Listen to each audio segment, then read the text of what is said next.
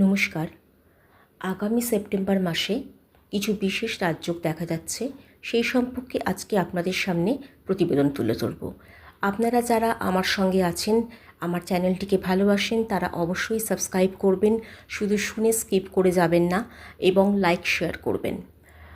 13 তারিখে একটা বিশেষ রাজযোগ তৈরি হচ্ছে, সেটা হচ্ছে লক্ষ্মীনারায়ণ রাজযোগ, তার সঙ্গে বুধাদিত্য রাজযোগ এবং ভদ্র রাজযোগ। এই রাজযোগগুলো পরপর আসছে 13 সেপ্টেম্বর, 14 সেপ্টেম্বর এবং 15 সেপ্টেম্বর। এই রাজযোগগুলো হওয়ার জন্য বেশ কয়েকটি রাশি উপকৃত হবেন এবং এই যে রাশিগুলো উপকৃত হবেন তাদের পরপর আমি বলবো তারা কিভাবে কোন কোন বিষয়ে উপকৃত হবেন। এবং দুর্গাপুজোতে প্রত্যেকটা রাশির জন্য আলাদা টিপস থাকবে, যেগুলো ফলো করলে আপনারা দুর্গাপুজো এবং দুর্গাপুজোর পরবর্তী সময়েও লাভবান হতে পারেন সেপ্টেম্বর অক্টোবর মাসের দিকে বা নভেম্বরে। সেটার জন্য আমার পরবর্তী ভিডিওর দিকে চোখ রাখবেন, লক্ষ্য রাখবেন এবং সাবস্ক্রাইব করে রাখলে আপনি আগে থেকেই বুঝতে পারবেন যে আমি পরের ভিডিওটা আনছি, তখন নিশ্চয়ই সেটাকে শুনে নেবেন। তাহলে শুরু করা যাক। প্রথমেই যে আমরা আলোচনা করব বৃষ রাশির ক্ষেত্রে। বৃষ রাশির 5th হাউসে এই বুধাদিত্য এবং ভাদ্র রাজযোগ তৈরি হচ্ছে। এটা একটি বিশেষ রাজযোগ। যখন আমরা দেখি যে রবি এবং বুধের একসঙ্গে সঞ্চার এবং বিশেষ গোচর, তখন এই রাজযোগটি তৈরি হয়। তার সঙ্গে ভাদ্র রাজযোগ তৈরি হচ্ছে। এতে বৃষ রাশির সময়টা খুব ভালো কাটবে। ভ্রমণের জন্য অনেক সুযোগ সুবিধা পাবেন। পুজোর সময় ভ্রমণে যেতে পারেন, পুজোর আগে পরেও ভ্রমণের সুযোগ সুবিধা হতে পারে। পরিবারের সবার মধ্যে সুন্দর বন্ডিং থাকবে এবং তাছাড়াও এই রাজযোগের জন্য আপনি যে কোনো পরীক্ষায় যেটা দিতে যাবেন বা দিয়েছেন, এমন কোনো পরীক্ষায় আপনি বিশেষ সফলতা অর্জন করতে পারবেন। পরেরটা হচ্ছে মিথুন রাশি। মিথুন রাশির 4th হাউসে এই রাজযোগ দেখা যাচ্ছে।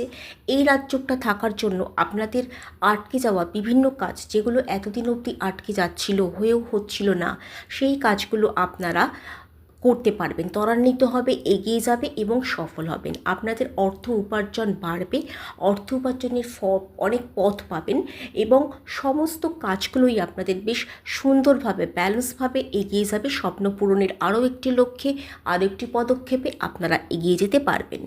পরের রাশিটা হচ্ছে সিংহ রাশি। সিংহ রাশিতে 3rd হাউসে এই রাজযোগ তৈরি হচ্ছে এবং 12th হাউসেও এই লক্ষ্মীনারায়ণ যোগের সৃষ্টি হয়েছে। সিংহ রাশির ক্ষেত্রে একটা জোড়া লটারি বলতে পারেন এবং এদের আয় বাড়বে, সম্মান বাড়বে, ভাই বোনদের সমর্থন পাবেন।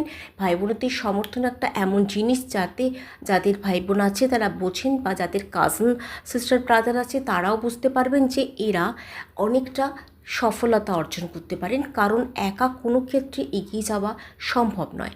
সব দিক থেকে একটা মানুষের সফলতার পেছনে বা কোনো কাজে পদক্ষেপ গ্রহণের জন্য তার পরিবার, তার ভাই বোন, তার মা বাবা, তার স্ত্রী বা তার সন্তান বা তার স্বামী, এদের অবশ্যই সমর্থনের প্রয়োজন। তাহলে সিংহ রাশির ডাবল ধামাকা এই সময়। কন্যার নিজের রাশিতেই এই ভাদ্রপদ রাজযোগ তৈরি হচ্ছে এবং এতে এই রাজযোগের জন্য সম্পত্তি কিনতে পারেন, নতুন কর্ম পেতে পারেন, যে কর্ম করছেন তাতে উন্নতি হতে পারে। আশেপাশের মানুষ আপনাকে দেখে মুগ্ধ হবে। আপনার কথাবার্তায়, চালচলন, অ্যাটিটিউড সমস্ত কিছুতে তারা এতটাই মুগ্ধ হবে যে আপনি বিশেষ অনেক সুযোগ সুবিধা এই সময় লাভ করতে পারবেন। ধনু 10ম স্থানে বা 10ম ঘরে তৈরি হচ্ছে এই ভাদ্র রাজযোগ এবং বুধাদিত্য রাজযোগ এবং 7মে তৈরি হচ্ছে লক্ষ্মীনারায়ণ রাজযোগ।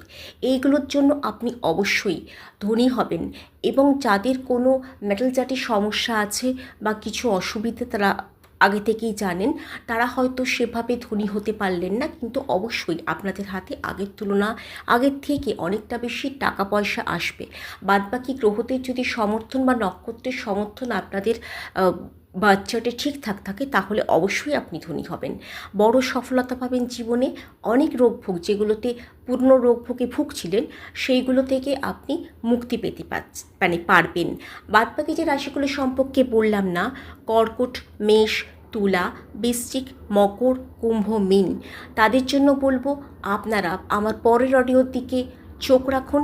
সেখানে আমি প্রত্যেকটা রাশির পুজো সম্পর্কে টিপস দেব এবং বলবো পুজো, লক্ষ্মী পুজো, দীপাবলি এই সময়গুলো ভালো কাটাবার জন্য, পরিবারের সঙ্গে আনন্দ, ছুটি উপভোগের জন্য, আয় উপার্জন বাড়াবার জন্য এবং সর্বসমক্ষে আপনাদের ভালো ভাবমূর্তি গড়ে তোলার জন্য কি কি উপায় অবলম্বন করবেন। তাহলে আজকে এই পর্যন্ত। সঙ্গে থাকবেন, লাইক শেয়ার করবেন, সাবস্ক্রাইব করবেন আমার চ্যানেল সৌভাগ্য। আপনারা সবসময় দেখেন, আমি জানি, অবশ্যই দেখবেন এবং ভালো থাকবেন।